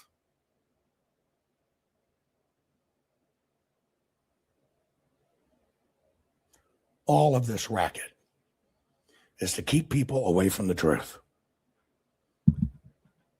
Period. All of this stuff's going on is bullshit, horseshit. Epstein doesn't fucking move the needle. Either you understand that Satan and demons are on your doorstep, and you better get real about this. The weapon is truth, knowledge, and transparency. To be able to have courage enough to understand it, historically, understand what's going on, but to call it out. Teach, teach, teach. Jesus didn't conquer by running soldiers. He conquered by teaching the truth. And that's the one weapon those angels and demons can't stand up against. So they bend the truth to turn people into weapons. And that's it. Truth and transparency, folks. And accepting that the fact you play a part in this. I love you all. Please share this program. And folks, this is a war. And damn it, we need your help with these archives. Love you. Our courts are based on clear and convincing evidence. Want convictions? Want justice? For what happened in the 2020 election? Then we need your help. Not fixing 2020 will damn our nation forever. The decision you make in the next few moments could decide whether we ever get our elections fixed or not. Here's why. Trump campaign and allies filed 64 different lawsuits. They all went down in flames. 100% of these cases were presented on "It's the machines," or "The machines changed the votes," or "The voting company executive said he would make sure Donald J. Trump would not win." They all went down in flames. Why? You can't bring theories to court as evidence. No supposed Zoom call or six-degree polynomial math theory or census data is or ever will be proof of fraud. You can't bring theories to court as evidence. Here's why. In both civil and criminal law, the side making a claim carries the burden of proof, and prosecutors must prove guilt beyond a reasonable doubt. Without physical or otherwise verifiable evidence, a case cannot meet this high threshold. Physical evidence is the key. The question is, did anyone get relevant, reliable, provable, testable, and duplicatable evidence of what really happened in the 2020 general election? And the answer is yes, absolutely. The full forensic audit of Maricopa County, Arizona is the only evidence-gathering work which gathered relevant, reliable, provable, testable, and duplicatable evidence of what really happened in the 2020 general election. Evidence so damning that the system, the deep state, and those who pull the strings of this country have fought to keep it hidden and have hoped to have it be forgotten to time. Almost $3 million invested in time, funds, and efforts to unlock that which the system wanted hidden. But now, that evidence is in danger of being lost forever. So if you want what happened in the 2020 election fixed, then we need your help. Please donate to protect and secure this historic evidence. With the 2026 midterms coming up, the system is going to try to lame duck President Trump and then most likely introduce new impeachment proceedings. This is the evidence which will help win the war which is surely to come. We need to keep Maricopa County full forensic investigation and archive secure and ongoing. So if you want what happened in the 2020 election fixed, then we need your help. Please donate to protect and secure this historic evidence. We need your help securing the full forensic audit archives. Don't allow the only testable, objective, and reliable 2020 election evidence fall into obscurity. Millions were spent on getting it documented and tested. This is historic evidence. Not fixing 2020 will damn our nation forever. The historic Maricopa County full forensic audit effort processed 20,895,610 digital and forensic images of varying formats, resulted in 208 million individual evidence-proof files. The system processed over 58 billion forensic measurements, resulting in over 2 trillion individual base computations. No hopium, no hype, just hardcore forensic evidence. Please make sure the Maricopa County full forensic audit archives survive. Donate now. So if you want what happened in the 2020 election fixed, then please donate to protect and secure this historic evidence. We can't do it without you. We need you. America needs you. Our future needs you. Please donate now. Not fixing 2020 will damn our nation forever. Please donate now.